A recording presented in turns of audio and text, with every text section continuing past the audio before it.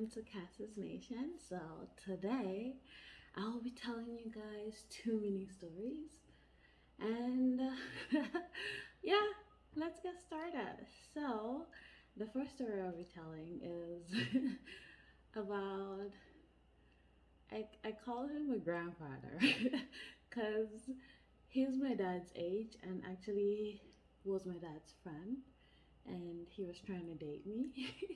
So on this lovely day, I decided I I wanted to go make my hair. So the salon was about I think 5 minutes away from, oh sorry, 10 minutes away from my house, and I always just take a walk over there. So I got dressed, got everything ready, and I left the house. So on my way going to the salon, I met this grandfather who stopped right in front of me in his car, and I knew him because his house is right beside ours. So he rolled down the glass. He was like, "Hey, beautiful, how are you doing?" I was like, "I'm good. How are you?" And he was like, "He's good too." And then he was like, "Oh, where are you heading?" I said, "Well, I am going to go make my hair, and I'm actually in a hurry. I don't want to miss my appointment." And he was like, "Oh, yeah, sure. Do you want me to drop you off?" I was like, "No, I just want to take a walk over." And he was, "Okay, sure, no problem." So he was like, "You're so gorgeous. You're so beautiful. How about we go out sometime?"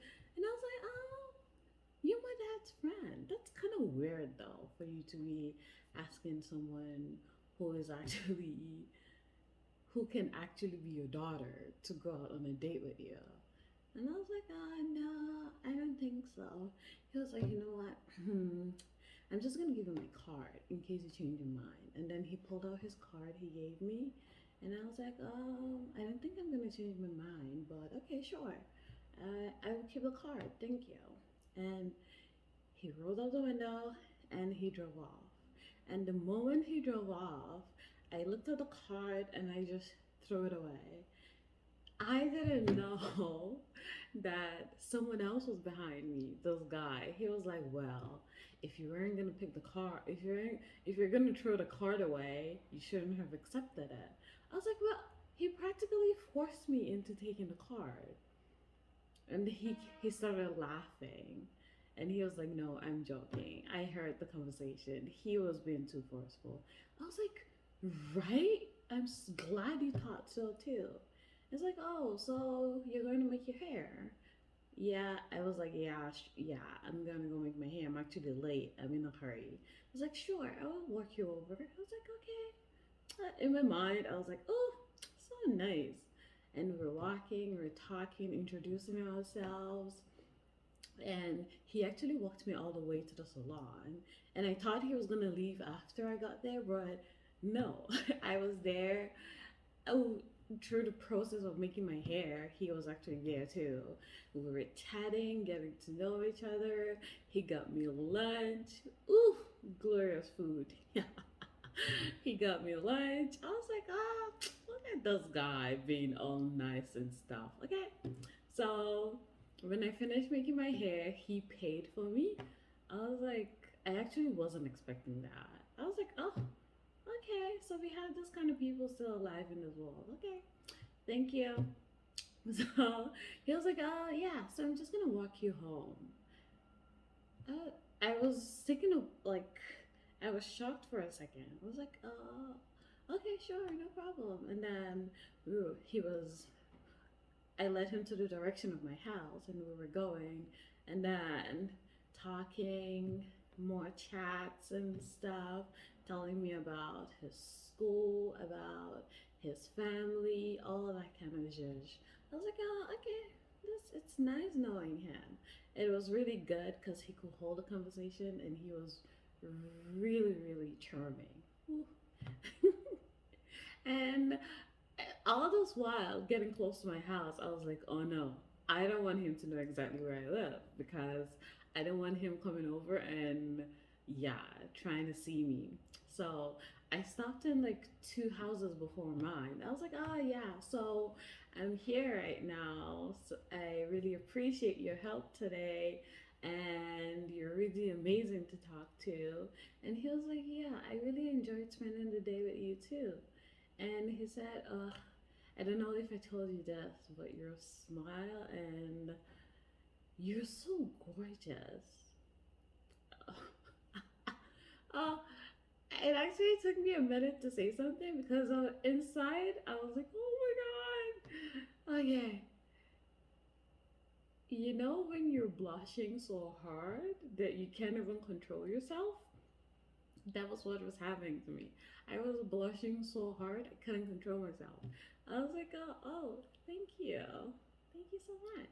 I really appreciate that. We exchanged the numbers and then he went on his merry way. And when he left, I was like, oh, thank God, now I can go home.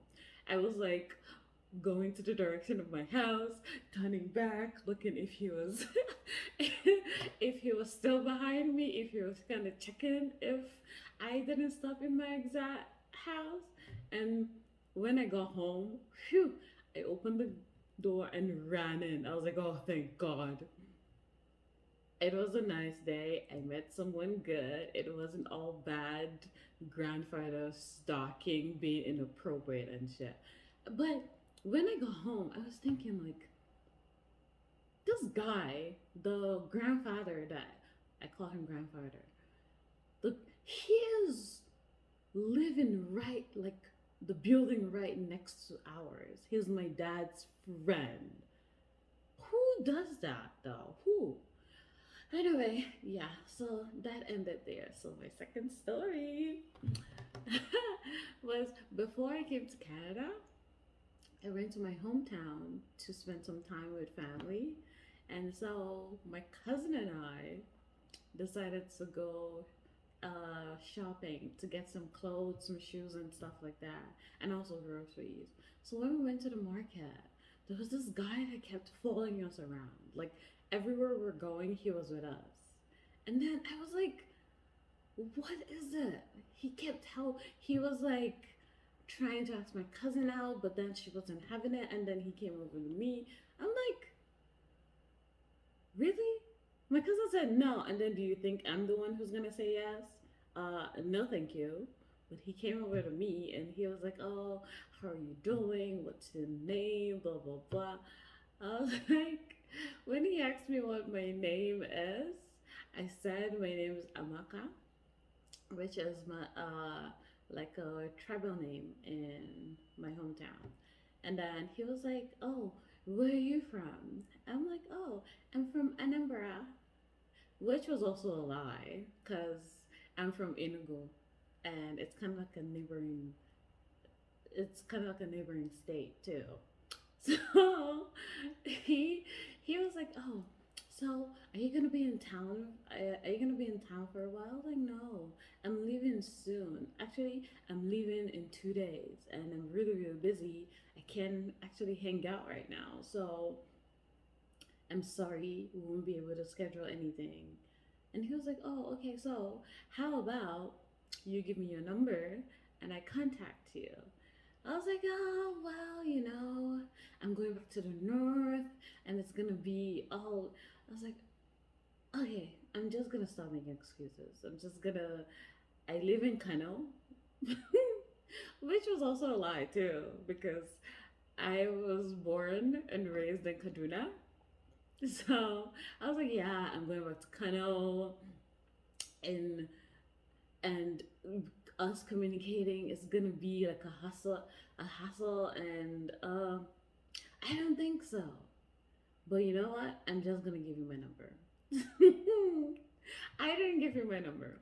I gave you my dad's number. So in my head, I'm like, ooh, this is gonna be, it's gonna be fun and actually funny because if I give him my dad's number and he calls my dad, his my dad is gonna answer the phone and be like, "Hello, who is speaking?" And he's gonna be like, "Can I speak to Amaka?" And my dad's gonna be like, "Who is Amaka? who's Emeka? This is not the right number. And he said, Emeka from Anambra, but she was born in Kano. And my dad would be like, are you crazy? How did you get my number? And why are you calling me asking about someone that I don't even know? And it was, I don't know why I did it. It just happened. Okay, well, I think I know why I did it. It's just he was bugging me so much, and I just wanted him to stop. It's like you constantly say no, I'm not interested. No, leave me alone. No, I'm not gonna give you my number. But you're not listening to the no's I'm saying to you. Who does that? Why wouldn't you just accept when someone says, no, I don't want to do this, or no, I don't want to give you this? So that was the reason why I did that to him. And uh, the moment we actually left we finished shopping and we went home, and I told my cousin, she was like, "Oh my God, you're so mean. You should have just walked away. Just let him be. Let him keep following us." I was like, he was following us everywhere. If I didn't just give him something to go latch on, he would have actually followed us home. So now he can go obsess about trying to contact me with the wrong information. And then when he gets disappointed, he can live his life. But as like, I know that it was wrong to do that. Yeah, thinking about it, like after talking to my cousin and thinking about it, I was like, yeah, it was wrong to do that. It actually, I should have just told him, but I did tell him no, and he wouldn't listen. But I shouldn't have given him the wrong information. That was really bad of me. I have another mini story. I don't know if I should say it right now, or I should hold it off for like a very very short video. Uh, Thank you for listening to my mini stories. I really appreciate you guys. And please don't forget to comment, like, and subscribe. And I'll see you guys in my next video.